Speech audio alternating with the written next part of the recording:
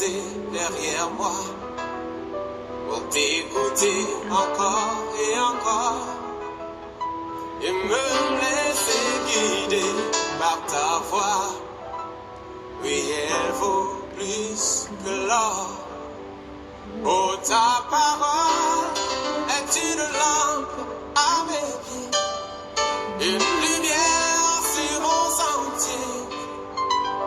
Devant elle, l'ennemi rampe, il rampe tout dévoilé.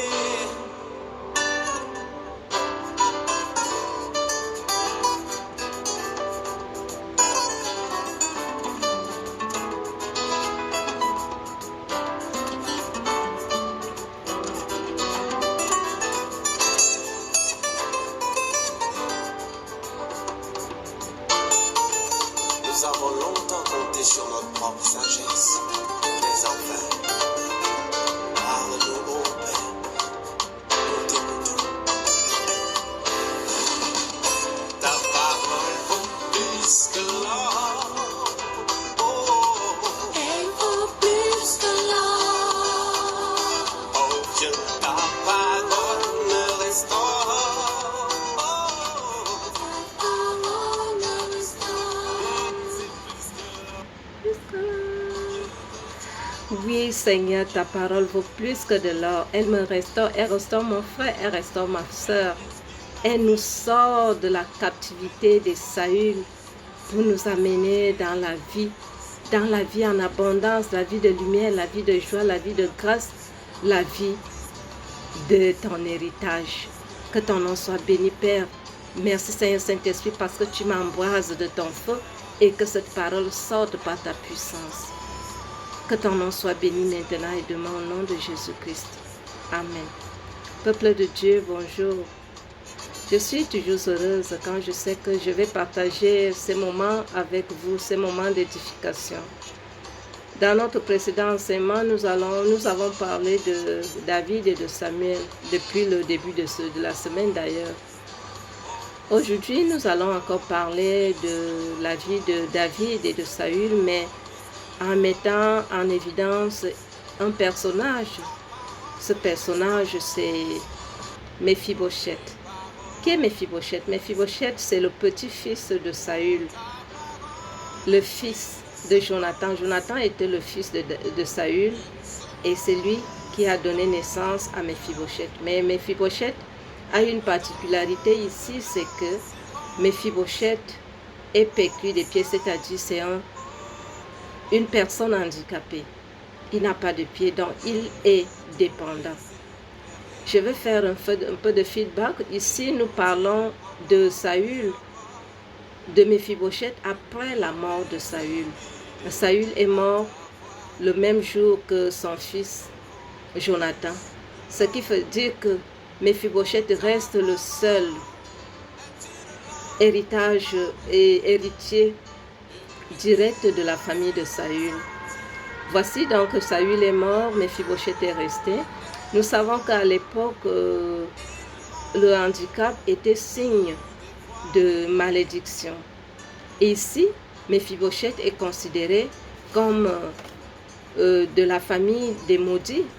Et c'est pour cela que nous allons le voir dans le passage que nous lisons maintenant. Nous lisons 2 Samuel chapitre 9. Je lis seulement d'abord le verset 3. Il dit, le roi dit, n'y a-t-il personne dans la maison de Saül pour que j'use envers lui la bonté de Dieu? Et Tiba répondit, ô roi, il y a encore un fils de Jonathan perclus de pied. Oui, Tiba ici, il fut le serviteur de Saül, mais quand Saül meurt avec ses enfants, son serviteur s'accapare, son serviteur usurpe tout ce qui appartient à Saül, sans toutefois se souvenir, sans toutefois prendre part, sans toutefois avoir la bienveillance de donner un peu, ne serait-ce qu'un peu d'héritage à Méphibosheth, qui est l'héritage direct. Voilà donc que Méphibosheth est resté. Son père n'est plus là, son grand-père n'est plus là. Mephibosheth, si tu étais à la place de Mephibosheth, que ferais-tu, sachant que tu es l'héritier direct et que tu ne bénéficies même pas de cet héritage? Mais Mephibosheth est resté dans son petit coin. Nous, aujourd'hui, on serait en train d'écrire au président de la République, à telle administration, pour que notre héritage nous revienne. Mais Mephibosheth s'est contenté de rester dans son petit coin et attendre peut-être Dieu va le visiter. Et c'est voilà que Dieu suscite David.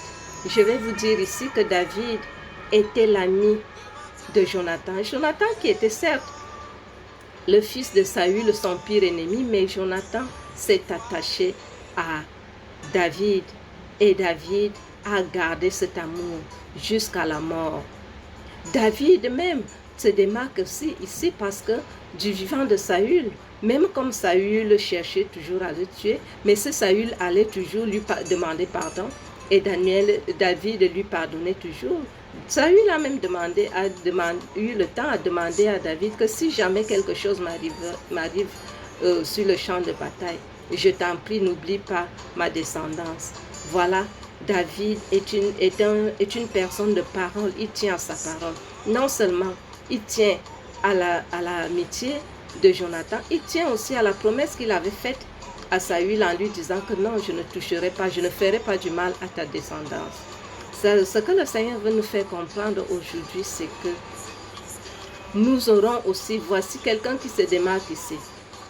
Nous avons notre héritage que Dieu nous a donné, mais à un moment, l'ennemi nous l'a arraché et nous a laissé vivre dans la pauvreté, dans la misère, dans toutes les situations difficiles qu'on peut compter sur la terre.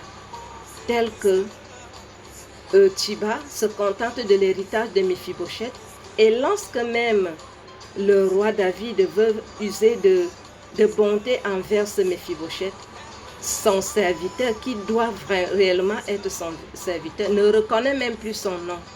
Il dit plutôt, un fils perclus des pieds. Oui, sache que, à un moment donné, lorsque quelqu'un a volé quelque chose qui t'appartient, lorsque quelqu'un a pris frauduleusement ce qui t'appartient, cette personne va veiller à ce que on ne reconnaisse même plus ton nom. On voit ça même dans nos dossiers, dans l'administration. On fait taire le nom de quelqu'un juste parce qu'on sait que cette personne doit bénéficier de ce qui lui appartient. Si on donnait son nom, il sera bénéficiaire de ce qui lui appartient. Mais laisse-moi te dire, tu dois comprendre, nous devons comprendre que le temps appartient à Dieu.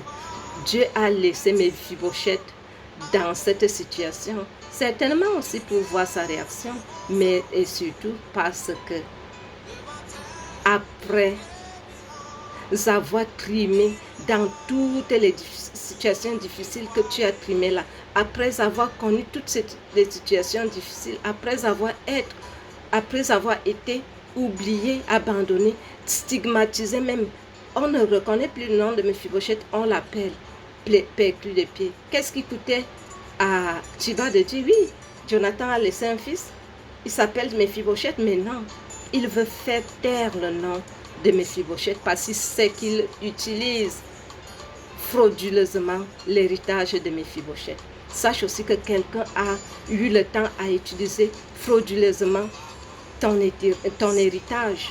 Chacun peut prendre son héritage comme il entend. Mais sache que le temps est arrivé où Dieu veut te restaurer. Dieu veut me restaurer. Dieu veut restaurer chacun, toute personne qui a eu à perdre son héritage parce que l'ennemi s'en est accaparé frauduleusement. Oui, le temps de Dieu a sonné. J'ai toujours dit depuis mon église que l'ère du réveil spirituel a sonné. Sache que l'ère du réveil spirituel a sonné dans ta vie pour que le Seigneur te restaure. Tel que David restaure Mephibosheth ici, toi aussi, mon frère, ma soeur, si tu es resté tranquille en ayant la foi en ton Dieu, en croyant à la bonté de Dieu, en croyant que c'est Dieu qui seul peut te restaurer réellement, ta restauration, le temps de ta restauration est arrivé car c'est le temps. C'est l'ère du réveil spirituel. L'ère du réveil spirituel, ça veut dire que chacun reprend la place que Dieu lui a réservée, d'abord dans ce monde, mais aussi dans le royaume céleste. Demain, nous allons continuer à voir la vie de Méphibosheth.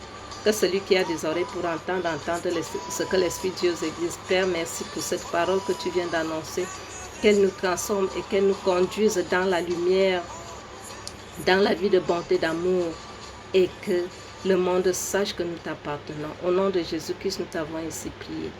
Amen.